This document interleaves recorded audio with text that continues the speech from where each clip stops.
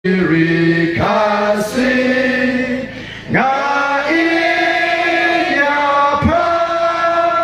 karika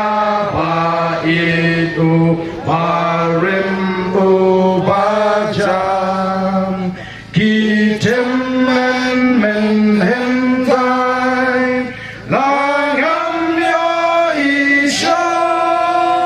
jingkel mau yakikan amdo